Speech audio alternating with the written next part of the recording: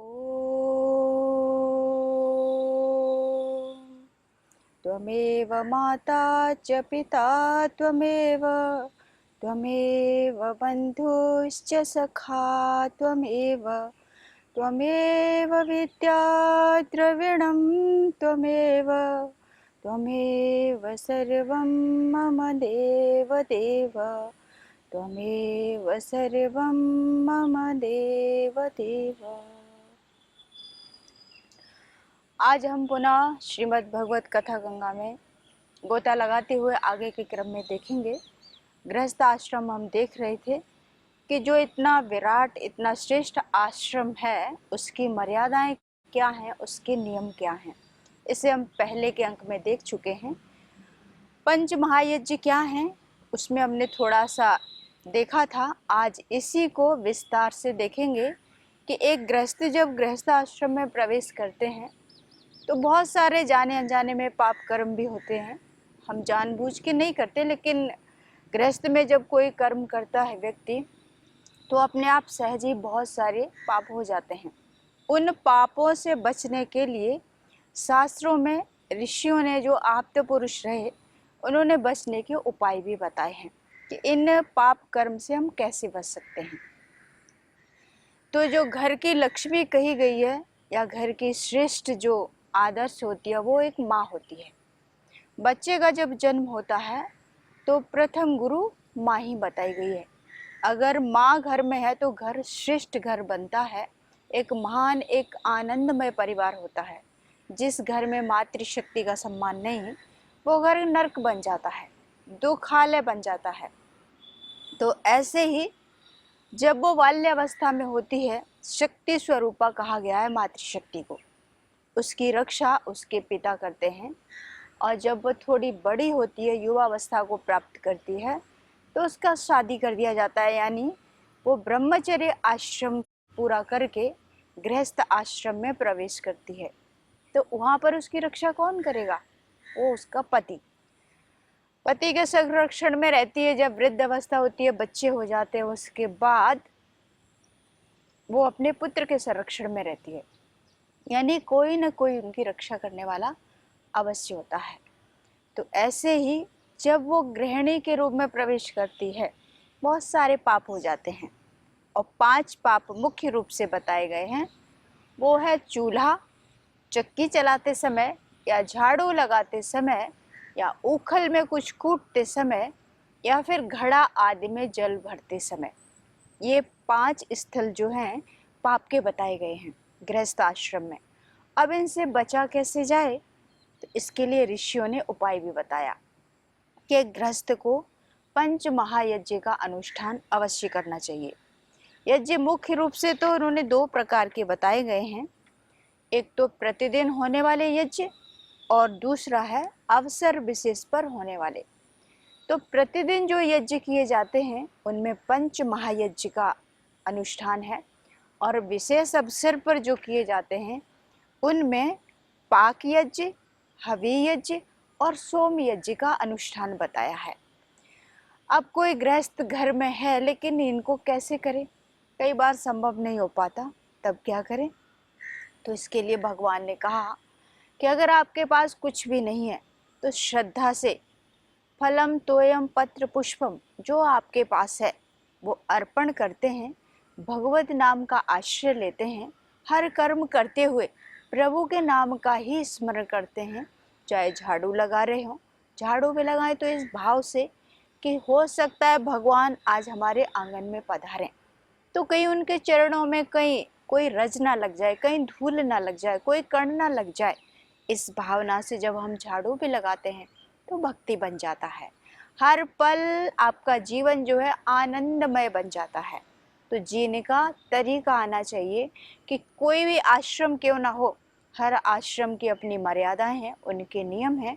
उसके अकॉर्डिंग जब हम जीवन यापन करते हैं तो उसके जीने का एक अलग ही आनंद आता है। तो यहाँ 5 प्रकार के यज्ञ बताए हैं। उनमें पहला है हमारा ब्रह्म यज्ञ।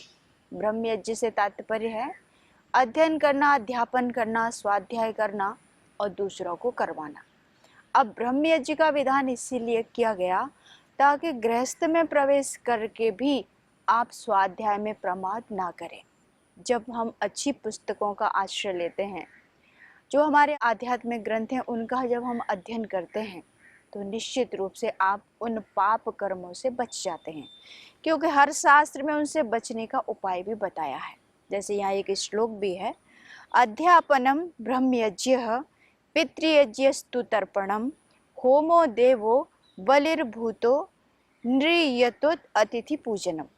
अर्थात ब्रह्म यज्ञ का तात्पर्य अध्ययन जो हम पहले देखे, तो ये हर गृहस्थ को जरूर करना चाहिए। जब आप अध्ययन अध्यापन करेंगे, अच्छे अच्छे विचारों का चिंतन करेंगे, तो हो सकता है आपको उन पापों से बचने का उपाय भी मिल जाए। ऐसे ही अगला यज्ञ बताया है हमारा पितृयज्ञ। पितृयज्ञ का मतलब तर्पण करना।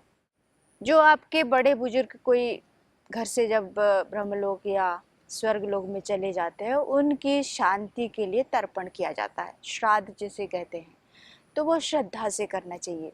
जब आप श्राद्ध करते हैं, उसमें अन्न जल दुग्ध फल आदि वस्तुओं का दूसरों को सेवन कराना, खुद भी करना, वो श्राद्ध कहलाता है। तो इससे जब आपके पितर संतुष्ट होंगे, तो आपके घर में आनंद होगा, प्रसन्नता होगी, समृद्धि आएगी और सुख शांति भी होगी। तो सदा पितरों को संतुष्ट रखना चाहिए।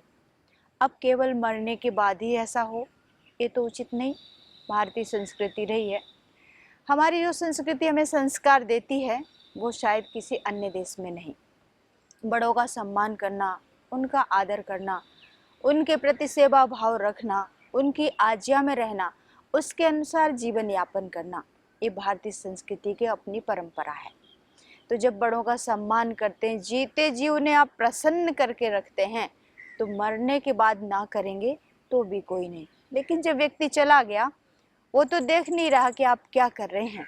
फिर भी हमारे समाज में, संस्कृति में इस तर्पण की, श्राद्ध की परंपरा है, ताकि गृहस्थ में जो पाप कर्म हुए या जीते जी आप अपने जो कष्ट उन्हें दिया, उससे आप बच सके। तो कभी किसी की बद्दुआएं नहीं लेना चाहिए। अब आशीर्वाद लेने के लिए कोई भी शुभ कर्म करते हैं तो हमारी परंपरा है, बड़ों का या भगवान के मंदिर में जाके माथा टेकते हैं। क्यों? क्योंकि बड़ों का आशीर्वाद साथ में है तो सफलता निश्चित है। ऐसी हमारी श्रद्धा है कि जब हम इनके पैर छुएंगे तो निश्चित रूप से आशीर्वाद मिलेगा और मेरा काम पूरा होगा। क्यों? क्योंकि आपका विश्वास है। तो जो भी कर्म करते हैं, वहाँ हमारा विश्वास, हमारा संकल्प, हमारी श्रद्धा, ये वहाँ पर बहुत बड़ा रोल अदा करते हैं। ऐसे ही अगला यज्ञ है हमारा होमो देवो यज्ञ, अर्थात देवताओं को प्रसन्न करना। ऐसे भगवान कृष्ण थे तो उस समय मतलब इंद्र की पूजा की जाती थी। तो भगवान ने उसका खंडन किया कि इंद्र को तो आपने देखा नहीं है, किसी देवता को नहीं देखा, तो उसकी पूजा कैसे कर रहे हो कि वो देवता ही आपका भरण पोषण कर रहा है। भगवान ने कहा हमारा जो देवता है वो गोवर्धन है, अर्थात गोधन है। जब हम गाय पालते हैं, उसकी सेवा करते हैं, तो दूध भी देती है, गोबर भी प्राप्त होता है, जो कि हमारे जलाने के काम आता है। पशु से प्राप्त हर वस्तु आपके काम आती है। तो इसीलिए उन्होंने गोवर्धन की पूजा का विधान किया। तो देवताओं को संतुष्ट रखना, ताकि प्राकृतिक जो आपदाएं आती हैं, प्राकृतिक जो संकट आते हैं, उनसे बचने के लिए आपको देवों का यज्ञ करना चाहिए, अर्थात देवताओं की पूजा करना चाहिए। अब देव कौन? जो देने वाला है। दूसरों के देने की जिसके मन में भावना है, चाहे वो धन संपदा हो, चाहे वो सम्मान हो, चाहे वो सेवा हो, कुछ भी हो सकता है। तो जब दूसरे को देने का भाव जिसके मन में आ गया, वो देवता। लेने वाला दानव या दैत्य कहा गया है। तो भारतीय संस्कृति में हमेशा देने की परंपरा रही है। जो जैसा सामर्थ्य रखता है उसके अकॉर्डिंग दूसरों को देना। अब दान बोला जाता है, तो दान से तात्पर्य केवल रुपया पैसा, ये आर्थिक स्थिति या धन संपदा तक नहीं होता। जो आपका सामर्थ्य है, आप सेवा कर सकते हो जाके किसी की, किसी प्यासे को जल पिला सकते हो जाकर के, कोई भूखा है तो उसे अन्न दान दे सकते हो, किसी के पास वस्त्र नहीं तो आप वस्त्र दान दे सकते हो। जो आपके पास सामर्थ्य है वो दान देने का विधान किया है, ना कि केवल रुपया पैसा। सबके पास नहीं होता, जिनके पास है वो भी दान करना नहीं चाहते। ऐसे ही इसी के आधार पर एक कहानी भी है। एक सेठ जी थे, बहुत ही कंजूस, लेकिन आस पड़ोस के लोग तो देखते हैं कि इनके पास संपदा तो बहुत है, लेकिन कभी इन्होंने कोई दान आज तक नहीं किया। अब सेठ जी से दान कैसे करवाया जाए? तो आस पड़ोस के लोग, उन्होंने कहा कि पंडित जी को प्रेरित जरूर करना चाहिए। तो बोला, पंडित जी इतनी धन संपदा इकट्ठी कर रखी है, थोड़ा तो दान किया करो। अब उनके सेठ जी के मन में आया कि ये लोग मेरे पीछे पड़ गए, तो कुछ तो करना पड़ेगा। बोले ठीक है, अब मैं कल से मंदिर जाऊंगा, कुछ न कुछ दान जरूर करूंगा। बोले बहुत बहुत धन्यवाद सेठ जी आपका, जो लोग उत्साहित करते हैं। सभी लोग जाते थे, वो भी एक दिन मन बना लिए कि आज मैं भी जाता हूँ। पैसा लेके निकले सेठ जी। लंबी लाइन लगी थी मंदिर में, गर्मी का मौसम। अब ऐसे ही खाली हाथ खड़े, मुट्ठियां बंद करे तो भी पसीना आ ही जाता है। सेठ जी भी एक लंबी लाइन में लग गए। अब धीरे धीरे लाइन जो थी मंदिर के पास पहुंचती जा रही, सेठ जी भी पहुंचते जा रहे। अब जब भी नजदीक थोड़े आए तभी मुट्ठी खोल के देखें और फिर से हाथ बंद कर ले, क्योंकि कंजूस महाकंजूस, 1 रुपया दान करना बड़ा कठिन था उनके लिए। तो जब भी खोल के देखे तो धीरे धीरे उनके हाथ में पसीना आने लगा। अब सेठ जी ने मन बनाया कि ये तो पैसा भी रो रहा है, मतलब जैसी व्यक्ति की सोच वो वैसा ही अर्थ लगाता है। तो सेठ जी महाकंजूस, 1 रुपया भी खर्च क्यों करूं? तो जब मंदिर पास आने वाला था, 1-2 व्यक्ति बचे हुए थे। सेठ जी ने फिर हाथ देखा और हाथ में पसीना काफी आ चुका था। अब सेठ जी उस लाइन से हटे और दोबारा जाके अपनी दुकान में बैठ गए, कोई मंदिर में नहीं गए। सब लोग बोले, सेठ जी आज तो पक्का आप दान करके आए होंगे। सेठ जी बोले, हाँ गया तो था, पर दान तो क्या, मैंने इसको खोल के देखा तो ये इतना रो रहा था कि मैं क्या करता, इसको अपने से मैं दूर नहीं कर पाया और वापस आ गया। यानी जो जैसा व्यक्ति होता है उसकी वैसी सोच होती है, और वो दान पुण्य ना करके वापस दुकान में जाके बैठ गए। क्यों नहीं किया? क्योंकि रुपया भी रो रहा था कि मैं जाना नहीं चाहता सेठ जी के पास से, मतलब जैसी उनकी सोच थी वैसा अर्थ लगा के वापस। यानी कहने का मतलब है कि सामर्थ्य है फिर भी दान करना नहीं चाहते। आपके पास सामर्थ्य है तो दान अवश्य करना, उसका पुण्य भी प्राप्त होता है। तो जब दान पुण्य करते हो, विधान है जितना दिया उसके कई गुना आपको वापस प्राप्त होगा। तो सेठ जी तो नहीं दान किए, लेकिन आप ऐसे मत बनना, जैसा सामर्थ्य वो दान जरूर करना। अगर कोई फूल है आपके पास, उठा के वही दे दो। कुछ भी नहीं है तो एक मुस्कुराहट ही दे दो सामने वाले को, उसी में लोग आनंदित हो जाते हैं। तो कहने का तात्पर्य है कि दान की भावना सबके अंदर होना चाहिए। अब परिवार में आजकल थोड़ा ये अलग होता जा रहा है, लेकिन घर में पहले माता पिता तीर्थों में जाते, गंगा स्नान करते, तो स्वयं ना करके अपने बच्चों से दान करवाते थे। 1 रुपया कोई भी बैठा हुआ है तो उसको जो सामर्थ्य वो देते कि इनको जा कर के दे दो। इससे क्या होगा, हमारे बच्चों में दान की प्रवृत्ति होगी, उनके दान के संस्कार बनेंगे। तो बच्चों का जन्मदिन आए, कोई भी शुभ अवसर होता है, जो लोग पहले से धनी हैं उनके आपका संपर्क होता है, ऐसे लोगों को हम बुलाते हैं, उन्हें पार्टियां देना, जो भी सामर्थ्य वो गिफ्ट आदि सब करते हैं। लेकिन दान वहाँ करना जहाँ उसकी आवश्यकता है, तब आशीर्वाद प्राप्त होगा। हम ऐसे लोगों को देते हैं जिनको उसकी ज़रूरत थी नहीं, और दे भी दिया तो खाएंगे भी, फिर पीछे जाके 10 बातें आपके खिलाफ भी बोलेंगे। तो ऐसे दान का क्या फ़ायदा? वहाँ पर दो जहाँ इसकी आवश्यकता है। तो दान की भावना बच्चों में जरूर डालें। कोई जन्मदिन आया तो बच्चों से ही दान पुण्य करवाएं, भूखों को भोजन करवाएं। मंदिरों में बहुत सारे होते हैं। कुछ ऐसे भी गरीब होंगे जिनको पहनने के लिए वस्त्र नहीं होते, ठंड का मौसम है, ओढ़ने के लिए वस्त्र नहीं है, तो ऐसी जगह जाके आप कंबल दान कर सकते हैं, जो आपका सामर्थ्य है। तो कहने का मतलब है कि दान पुण्य आदि करने से भी आप पाप कर्मों से बच सकते हैं।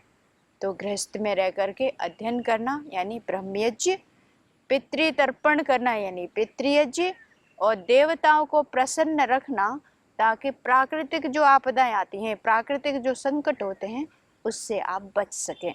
जैसे कई बार वर्षा नहीं होती, जब वृष्टि नहीं होगी तो कैसे करेंगे? जो भी यज्ञ हम करते हैं श्रद्धा से, भावना से, तो वो यज्ञ की आहुतियाँ हैं वो सूर्य तक जाती हैं। जब वो सूर्य तक आपकी हबी पहुँचेगी तो वहाँ पर वृष्टि होगी। वृष्टि यानी वर्षा, और वृष्टि होगी तो फसलें भी अच्छी होंगी, और फसल अच्छी होगी तो आपको अन्न धन धान्य है वो पर्याप्त मात्रा में प्राप्त होगा। जब पर्याप्त मात्रा में धन संपदा मिलेगी तो पूरे संसार का, पूरे समष्टि का, पूरी सृष्टि का अच्छे से संचालन होगा। तो श्रद्धा से, भाव से आपको हर यज्ञ करना चाहिए। अगला यज्ञ है हमारा बलि यज्ञ, बलिभूत यज्ञ कहा जाता है।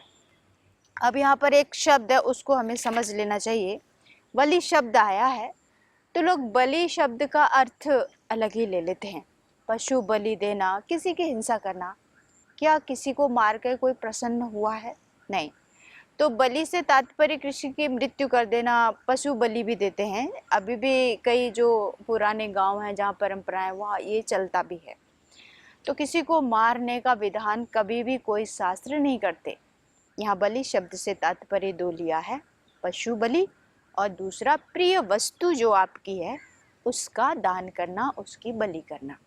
तो यहाँ बलि से तात्पर्य है, ये जो बलि यज्ञ है इसको बलि वैश्व यज्ञ भी कहा गया है। अर्थात पशु पक्षी आदि जो भी हैं उनका हिस्सा उनको देना। जैसे पक्षी हैं तो उनके लिए दाना डालना, पीने के लिए कहीं पानी रखना, इसको बलि यज्ञ या बलिभूत यज्ञ कहा जाता है। तो यहाँ पर 5 प्रकार की बलि बताई गई है। गो बलि, अन्न बलि, काक बलि, देवादि बलि और पिपीलिका अर्थात चींटी। तो पहला है गो बलि। गो बलि से तात्पर्य गाय की बलि चढ़ाने से नहीं है, बल्कि गाय को चारा देना, अर्थात गाय को भोजन देना, गाय का पालन पोषण करना। यहाँ पर ये अर्थ लिया गया है। कई लोग बलि शब्द का अर्थ यानी उसका गला काट के चरणों में अर्पित करना, ये नहीं है, ये गलत अर्थ है। यहाँ पर दूसरा है हमारा अन्न बलि। जैसे गो बलि, स्वान बलि। स्वान बलि से तात्पर्य है कुत्ते के लिए भोजन निकालना। जैसे भारतीय संस्कृति की परंपरा है कि प्रथम जो रोटी होती है वो गाय को देते हैं और अंतिम रोटी है वो कुत्ते को समर्पित करते हैं। तो ऐसे यहाँ पर गो बलि, स्वान बलि और फिर आता है काक बलि, अर्थात कौवे को आहार देना यानी काक बलि कहलाता है। देवादि बलि यानी देवों को दान देना, देवों को प्रसन्न करना, देवों के लिए यज्ञ करना। अगला है पिपीलिका। पिपीलिका यानी चींटी आदि जो छोटे मोटे कीड़े मकोड़े होते हैं उनके लिए भी कुछ दान करना, उनको कुछ खिलाने की व्यवस्था करना। तो ये हुआ हमारा बलिभूत यज्ञ या बलि वैश्व यज्ञ। तो दूसरे पशु पक्षियों को देने का विधान किया गया है। हम तो जैसे तैसे कमाते हैं, अपना पेट भरते हैं, लेकिन जो छोटे छोटे जीव जंतु होते हैं, पशु पक्षी हैं, ये हमारे ऊपर ही निर्भर है। भगवान सबकी व्यवस्था करते हैं, लेकिन आपके द्वारा जाने अनजाने में जो पाप कर्म हो रहे हैं उससे बचने के लिए इनको भी बलि देने का, अर्थात इनका जो हिस्सा है वो देने का विधान किया गया है। अगला हमारा यज्ञ अतिथि यज्ञ यानी अतिथि देवो भव, उसे नृ यज्ञ भी कहा जाता है। तो जो भी हमारे यहाँ कोई अतिथि आया, अतिथि से तात्पर्य है अ प्लस तिथि, जिसके आने की कोई तिथि नहीं वो अतिथि। आजकल क्या है, फ़ोन है हमारे पास, किसी रिलेटिव के पास भी जा रहे हैं तो हम सूचित करेंगे कि हम अभी पहुंचने वाले हैं। तो आप अतिथि नहीं रहे, आप तो बता दिए सब। जिसके आने की तिथि नहीं वो अतिथि हुआ, उसका आदर सम्मान किया जाता है। लेकिन वर्तमान में थोड़ा विडम्बना है, ये परंपराएं बदलती जा रही हैं। कोई आ भी जाए हमारे घर पे तो हमें प्रसन्नता नहीं होती, दुखी हो जाते हैं कि अब इसके लिए भी हमें और मेहनत करनी पड़ेगी, इनके लिए भी भोजन बनाना पड़ेगा। नहीं, हमारे शास्त्रों में जो भी हमारे धार्मिक ग्रंथ हैं सब में अतिथियों के सम्मान का विधान है। तैत्तिरीय उपनिषद जो है उसमें भी ऋषियों ने बताया कि अतिथियों का हमें सम्मान करना चाहिए। अतिथि देवो भव। अगर कोई आपका शत्रु है लेकिन वो बहुत दुखी है, बहुत संकट में है, फिर आपकी शरण में आया है, लेकिन वो आपका शत्रु है, आपको पीड़ा पहुंचाई, बहुत संकट दिया, तो इसका मतलब ये नहीं कि आप उनकी मदद ना करें। कोई आपके दर पे आया तो अतिथि का सम्मान करना, भले ही आपका शत्रु है, जो आपका सामर्थ्य है उसके आधार पर आप उसकी सेवा करना, उसकी पूजा करना, उसकी सहायता करना, यही सिखाती है हमारी भारतीय संस्कृति। तो गृहस्थ धर्म में जब आप प्रवेश कर गए हैं तो 5 प्रकार के जो पाप बताए गए, चूल्हा चक्की, ओखल, झाड़ू लगाना, घड़ा आदि में जल भरना, बहुत सारे जीवों की हत्या हो जाती है। जब हम झाड़ू लगाते हैं तो बहुत सारे चींटी आदि जो भी है कीट पतंग वो मर जाते हैं। तो इनसे बचने के उपाय भी ऋषियों ने बताया है। यानी जो गृहस्थ हैं उनके घर में हमेशा जो अग्नि कुंड है वो प्रज्वलित रहना चाहिए। जैसे एक गांव की परंपरा थी पहले, जो भी किसी एक घर में चूल्हा जला, दूसरे घर में अग्नि नहीं है, तो वो पड़ोस में जा कर के अग्नि को लेकर आते थे और उस अग्नि को दबा के रखते, जो राख होता था उसमें उस अग्नि को दबा दिया जाता था ताकि अगले दिन उसी को काम लाया जा सके। तो हमारे जो भारतीय गांव हैं, अभी भी कुछ गांव में ये परंपरा बची हुई है, तो अग्नि को प्रज्वलित करके ही रखते हैं। तो गृहस्थ को यज्ञ जरूर करना चाहिए। वर्तमान का जो समय बहुत व्यस्तता है, कलयुग में समय कहाँ, भगवान के नाम जाप का भी वक्त नहीं है। तो हफ्ते में एक बार, कम से कम एक बार, एक दिन में, हफ्ते में यज्ञ जरूर करना चाहिए। तो ब्रह्म यज्ञ का विधान किया गया है। वो भी नहीं कर सकते तो एक छोटा सा दीपक जला के गायत्री मंत्र का जाप तो हम कर ही सकते हैं। वो भी नहीं कर सकते तो हाथ पैर धुल के एकांत में बैठ के जो भी कर्म आपने किए वो प्रभु के चरणों में समर्पित कर सकते हैं। तो कहने का तात्पर्य यही है कि हमारे जितने भी आश्रम हैं, ब्रह्मचर्य आश्रम हो, गृहस्थ आश्रम है, वानप्रस्थ है, संन्यास आश्रम, हर आश्रम की अपनी अपनी मर्यादाएं हैं, आयु सीमा भी निश्चित की गई है, उनकी नियमावली बनाई गई है, उनके वस्त्रों को भी निर्धारित किया गया है कि किस आश्रम में किस तरह के वस्त्रों को धारण करना। तो जब हम नियम पूर्वक किसी भी आश्रम में हों, चाहे वो वानप्रस्थ हो, गृहस्थ हो, ब्रह्मचर्य कोई भी हो, उसकी जो नियमावली के अनुसार आप जीवन जीते हो तो उस आश्रम का आपको जीने का आनंद भी आता है। तो कहने का तात्पर्य यही है, गृहस्थ में रहते हुए, भगवत शरणागति में रहते हुए जब आप अपने गृहस्थ धर्म का पालन करेंगे तो आपके जीवन में कोई संकट आएगा ही नहीं। अब ऐसा नहीं है कि जीवन है तो दुख ना आए, छोटी मोटी घटनाएं तो घटती रहती हैं, लेकिन सत्संग करते हैं, यज्ञ हवन आदि करते हैं, भगवत नाम का आश्रय लेते हैं, तो वो हमारी शक्ति, वो हमारी ताकत बन करके खड़ा हो जाता है। और कितनी बड़ी समस्या क्यों ना हो, जो सत्संग आपने किया था, जो भगवत शरणागति का आश्रय जो आपने लिया था, वो आपको वो दिव्य शक्ति प्रदान करता है कि कितनी बड़ी समस्या हो उसका सामना आप बहुत आसानी से कर सकते हैं। तो भगवत चरणों में रह के गृहस्थ जीवन जीना ये भगवान ने सिखाया। जैसे चाहे वो कृष्ण अवतार हो, चाहे राम अवतार हो, तो भगवान जब महापुरुष धराधाम पर आते हैं तो हमें वो ये सिखाने के लिए आते हैं कि जिस आश्रम में हो उसमें रह कर के एक श्रेष्ठ जीवन आप कैसे जी सकते हैं। तो भगवान राम जब इस धरा पे आए तो उन्होंने मर्यादा में रहकर एक मर्यादित जीवन कैसे जीना है ये सिखाया। और भगवान कृष्ण, ऐसी कोई काम उन्होंने नहीं किया जो मर्यादा के विपरीत हो, लेकिन उनका हर कर्म आनंदमय था, आनंदपूर्ण था। किसी को पीड़ा हुई हो उनके कर्म से, ऐसा नहीं। तो जीवन जियो लेकिन किसी दूसरे को पीड़ित करके नहीं। तो जब हम दूसरे को सहायता करते हैं तो आपका जो जीवन है वो भी श्रेष्ठ जीवन बन जाता है। इसी के साथ मैं अपनी वाणी को यहीं पर विराम देती हूँ। अगले अंक में हम देखेंगे कि अगला जो हमारा आश्रम है, वानप्रस्थ आश्रम, उसमें कैसे व्यक्ति अपना जीवन जिए और कैसे आगे बढ़े। ओम शांति शांति शांति। ओम श्री परमात्मने नमः।